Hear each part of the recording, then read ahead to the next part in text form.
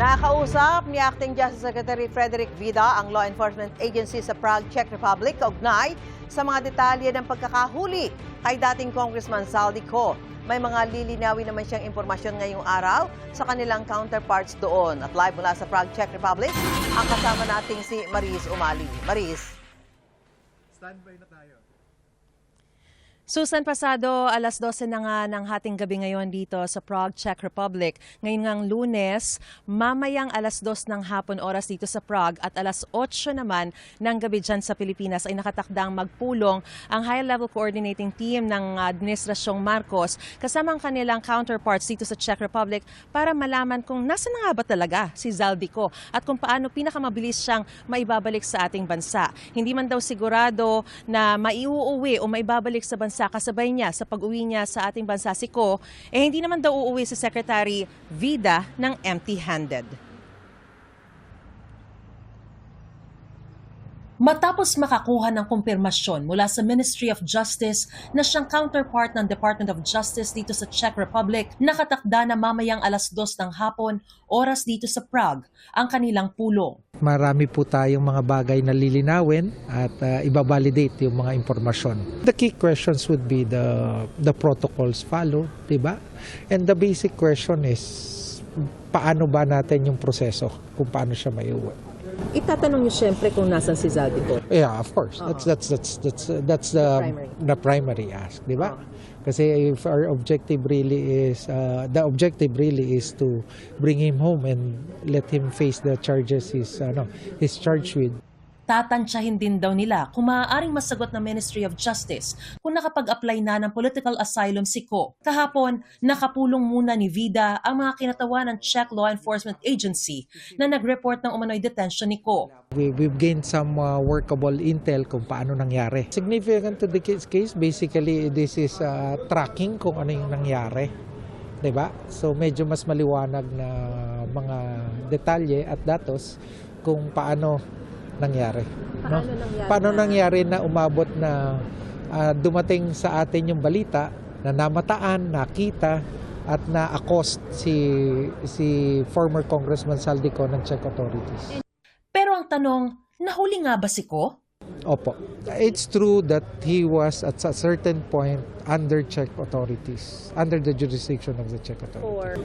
For how many days? At that I cannot yung confirmation and we will get more information.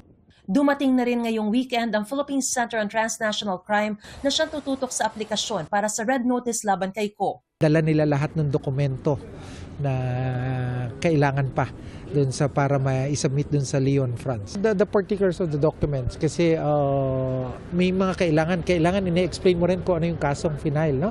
Yung mga eksaktong dokumento we will submit. Handa raw siyang hindi maisama agad-agad si Ko sa pag-uwi sa Pilipinas. Pero pagtitiyak ni Vida, definitely not empty-handed. With what already I know now, with what already we understand of their processes, definitely not empty-handed. nitong linggo magkakasamang nagsimba sina Vida, Chief State Counsel Dennis Chan at Ambassador Eduardo Meñez sa Church of Our Lady Victorious and the Infant Jesus of Prague. Susan, siniguro naman ni Secretary Vida na oras na matapos yung kanilang pulong sa kanilang Czech counterparts ay magbibigay siya ng update kaugnay kay Ko. Susan? Maris, ano yung pinangahawakan ng high-level coordinating team ng Pilipinas na nariyan nga sa Prague, Czech Republic si Ko kung hindi pa nila nakikita? Alam mo, Susan, ang sinasabi nga ni Secretary Vida na kanyang pag-amin, no, ay wala silang garantiya na nandito pa nga sa Czech Republic itong si Zaldico. Posible raw na nakalabas na siya. Dahil nung tinatanong natin kung talaga bang nahuli, sinabi lang niya na at a certain point, he was accosted.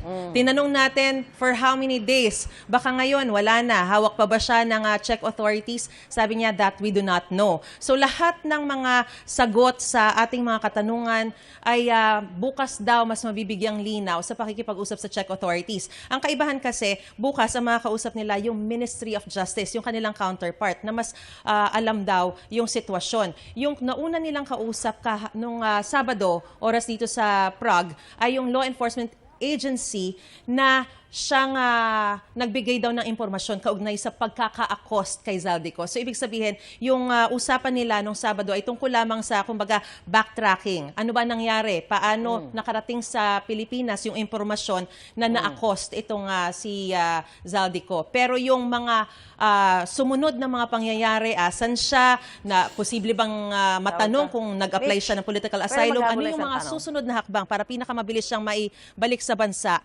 ay malalaman daw nila sa Ministry of Justice na makakausap nila mamaya oras dito sa Prague. Susan? Maris, kanina doon sa soundbite nito si Secretary Vida, sinabi niya na definitely hindi sila uuwing empty-handed. Kung sinabi niyang hindi empty-handed, anong ibig sabihin nun?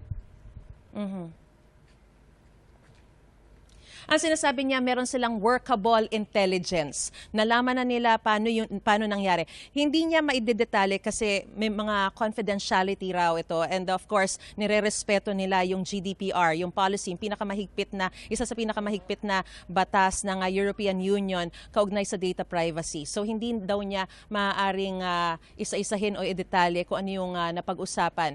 Pero yung mga kasagutan daw sa kung paano na-accost itong si Zaldico, paano siya umabot dun sa punto na umabot siya dun sa border, papunta dun sa Germany, ano ba yung mga pinanggalingan pa niya.